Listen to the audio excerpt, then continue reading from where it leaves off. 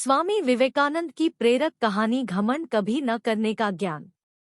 तो बात उस समय की है जब स्वामी विवेकानंद अपने लोकप्रिय शिकागो धर्म सम्मेलन के भाषण के बाद भारत वापस आ गए थे।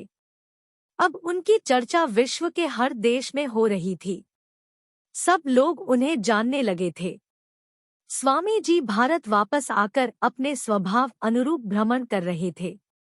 इस समय वे हिमालय और इसके आसपास के क्षेत्रों में थे। एक दिन वो घूमते घूमते एक नदी के किनारे आ गए। वहां उन्होंने देखा कि एक नाव है पर वह किनारा छोड़ चुकी है। तब वे नाव के वापस आने के इंतजार में वहीं किनारे पर बैठ गए। एक साधु वहां से गुजर रहा था। साधु ने स्वामी जी को वहां अकेला बैठा देखा तो वह स्वामी जी के पास गया और उनसे पूछा, तुम यहाँ क्यों बैठे हुए हो? स्वामी जी ने जवाब दिया, मैं यहाँ नाव का इंतजार कर रहा हूँ। साधु ने फिर पूछा, तुम्हारा नाम क्या है? स्वामी जी ने कहा, मैं विवेकानंद हूँ। साधु ने स्वामी जी का मजाक उड़ाते हुए उनसे कहा, अच्छा, तो तुम वो विख्यात विवेकानंद हो जिसको लगता है कि विदेश में जाकर भाषण दे देने से तुम बहुत बड़े महात्मा साधु बन सकते हो। स्वामी जी ने साधु को कोई जवाब नहीं दिया। फिर साधु ने बहुत ही घमंड के साथ नदी के पानी के ऊपर चलकर अपनी शक्ति का प्रदर्शन किया। कुछ दूर तक चलने के बाद साधु ने स्वामी जी कहा, क्या तुम मेरी तरह पानी पर पैदल चलकर इस नदी को पार कर सकते हो? स्वामी जी ने बहुत ही आदर और विनम्रता के साथ साधु से कहा, इस बात में कोई शक नहीं कि आपके पास बहुत ही अद्भुत शक्ति है। लेकिन क्या आप मुझे यह बता सकते हो कि आपको यह असाधारण शक्ति प्राप्त करने में कितना समय लगा?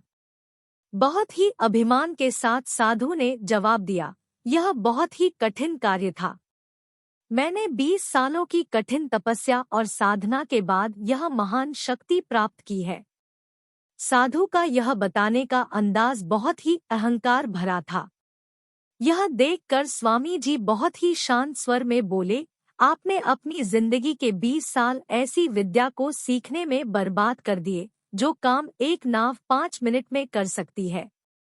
आप ये 20 साल निर्धन बेसहारा गरीबों की सेवा में लगा सकते थे या अपने ज्ञान और शक्ति का प्रयोग देश और देशवासियों की प्रगति में लगा सकते थे। परंतु आपने अपने 20 साल सिर्फ 5 मिनट बचाने के लिए व्यर्थ कर दिए। ये कोई बुद्धिमानी नहीं है। साधु सिर झुकाए खड़े रह गए और स्वामी जी नाव में बैठकर नदी के दूसरी किनारे चले गए। कहानी से सीख। इस प्रकार इस कहानी ने हमें बताया कि ज्ञान और शक्ति का सही प्रयोग आवश्यक है। किसी शक्ति को प्राप्त करके यदि हम उस पर घमंड करते हैं तो यह मूर्खता है। शक्ति का सही जगह पर सही इस्तेमाल करना ही वास्तविकता में बुद्धिमानी है।